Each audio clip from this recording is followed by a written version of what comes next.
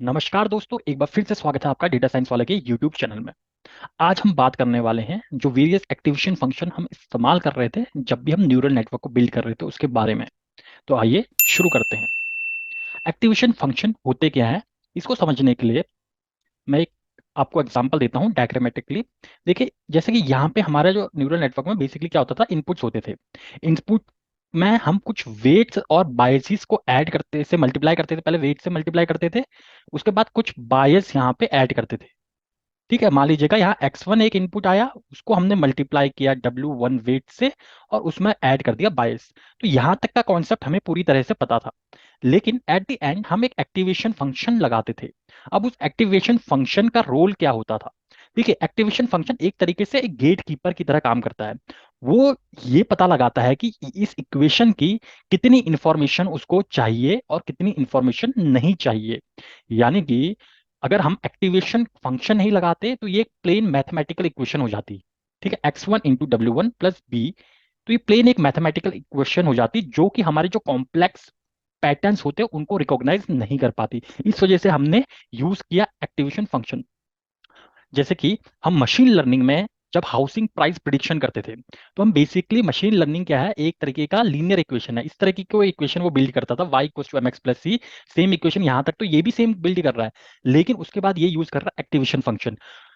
यदि मैं आपको कहूं कि एक हाउस का प्राइस किस फैक्टर से डिसाइड होता है, तो मशीन लर्निंग की जो भी इक्वेशन होंगी वो हमें कहेंगी, या फिर हमारे बेसिक बिना एक्टिवेशन फंक्शंस के जो भी हमारा रिजल्ट आएगा वो इस बारे में गौर करेगा कि जो जितना बड़ा घर होगा उसका प्राइस उतना ज्यादा होगा।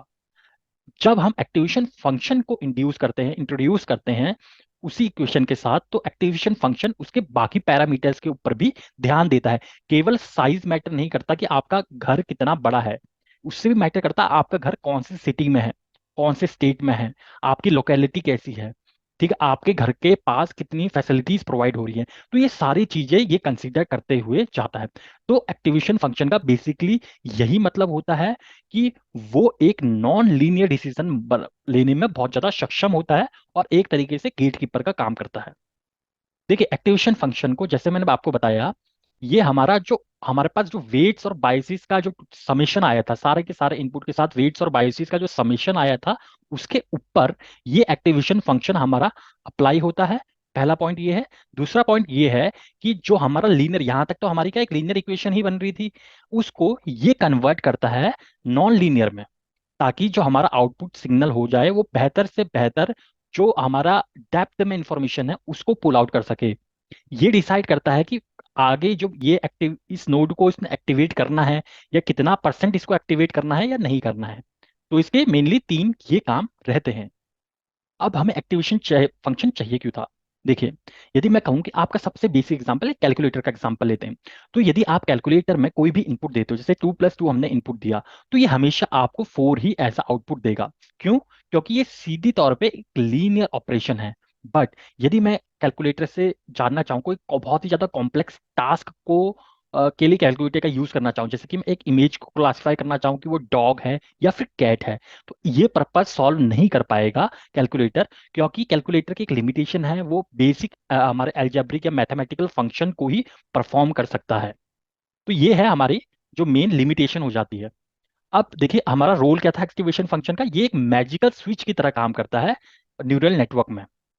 ठीक, यानी कि जब भी न्यूरल नेटवर्क को कोई भी कॉम्प्लेक्स डिसीजन मीन बनाना हो, बियॉन्ड मतलब एडिंग मल्टीप्लिकेशन सब्ट्रैक्शन, ये सारी चीजें तो हो ही रही हैं उसमें, लेकिन वो जो रिजल्ट होता है ना, वो रिजल्ट में से कुछ हिडन चीजें को एक्सट्रैक्ट कर पाता है। तो ये होता है हमारा रोल, हमारा एक्टिवेशन फंक्शन का। हम कहाँ कहाँ पे एक्टिवेशन फंक्शन का यूज करते हैं?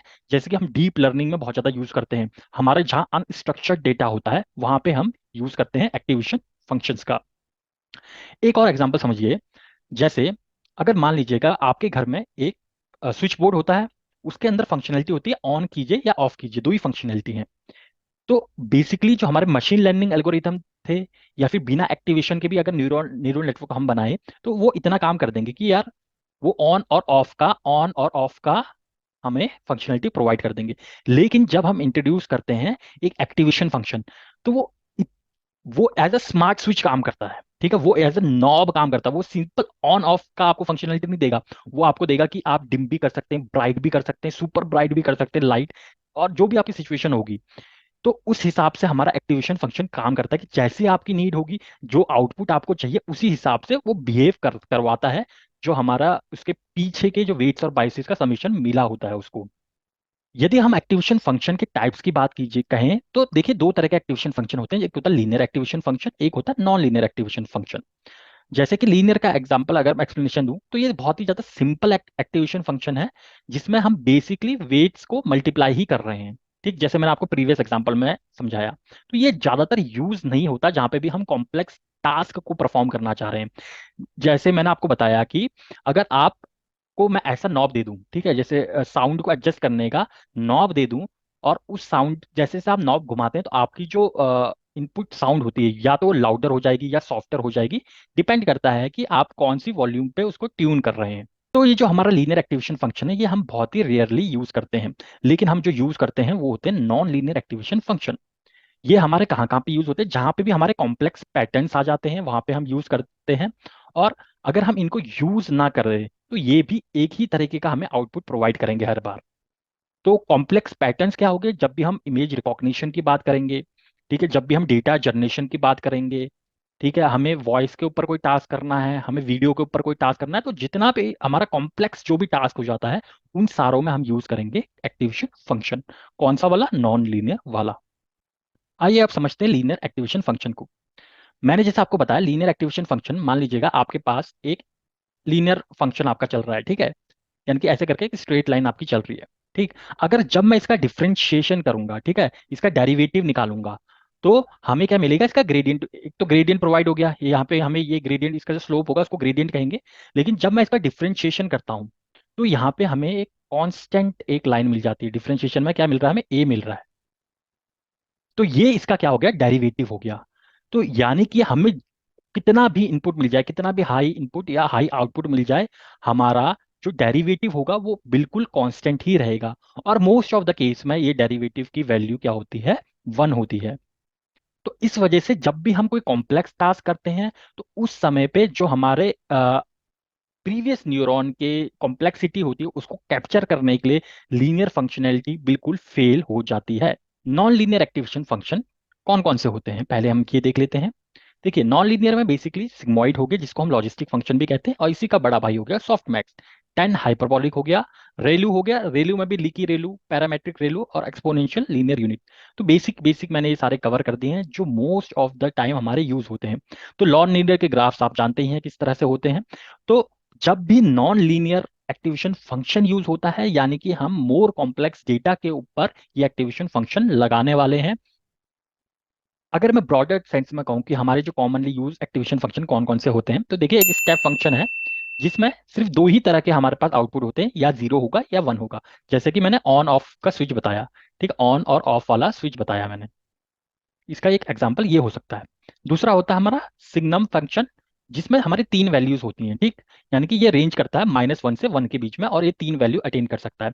ये कहाँ पे हमारा यूज हो सकता है? जब हम सेंटीमेंटल एनालिसिस करते हैं। सेंटीमेंटल एनालिसिस जैसे मान लीजिएगा, यदि मैं आपसे कहूँ कि आपको मेरे वीडियो लेक्चर का फीडबैक पूछूं, तो कुछ लोग हो सकते हैं कि हैप्पी, चलो हैप्पी को हम 1 दे देते हैं, समवन इज हैप्पी। दूसरा कहता है नहीं यार ठीक ठाक है, तो 0 दे दिया। कोई नेगेटिव फीडबैक देता है तो वो होता है -1। तो इस तरह की सिचुएशन में हम इसका यूज कर सकते हैं। बाकी लीनियर फंक्शनैलिटी हमारी जो बेसिक फंक्शनैलिटी होती है कि उसको कोई फर्क नहीं पड़ता, एक कांस्टेंट डेरिवेटिव निकल जाएगा यहाँ से, और वो -इन्फिनिटी से +इन्फिनिटी तक के बीच में रहता है। तो इसका हम यूज नहीं करते हैं। उसके बाद आता है रेलू फंक्शन। रेलू फंक्शन में क्या होता है? जितनी भी वैल्यूज होती हैं, ठीक है, ये होता है 0 से इन्फिनाइट तक। जब हमारा डेटा जो होगा 0 से इन्फिनाइट के बीच में जो हमें एक्टिवेशन फंक्शन मिल पाएगा, तो ये यूज होता है रेलू। उसके बाद सिग्मॉइड फंक्शन होता है, जिसका फॉर्मूला है e⁻x 1 + e⁻x, या फिर इसको कहेंगे 1/1 + e⁻−x, ऐसे भी लिख सकते हैं हम। तो ये सिग्मॉइड फंक्शन हो गया। उसी तरह टेन हाइपरबॉलिक फंक्शन हो गया, जिसका फॉर्मूला होता है e⁻z - e⁻−z divided by e⁻z plus e⁻−z। तो ये जो होता है ये -1 और 1 के बीच में ही अपनी वैल्यूज अटेंड करता है। तो ये जो हो गए हमारे, देखिए, हम ये ऊपर वाले तीन यूज नहीं करते हैं मेनली। हम 99% टाइम हम नॉन लीनियर फंक्शनैलिटी ही यूज कर सकते हैं, उनमें से भी ये डोमिनेट करते हैं। आशा करता हूँ यहाँ तक आपको मेरी वीडियो पसंद आई होगी। यदि पसंद आई है तो लाइक, शेयर और सब्सक्राइब जरूर कीजिएगा। अगले लेक्चर में हम जानेंगे कि हमारा जो सिग्मॉइड होता है और सॉफ्टमैक एक्टिवेशन फंक्शन क्या होते हैं। डेटा साइंस वाले को अपना कीमती समय देने के लिए बहुत बहुत धन्यवाद।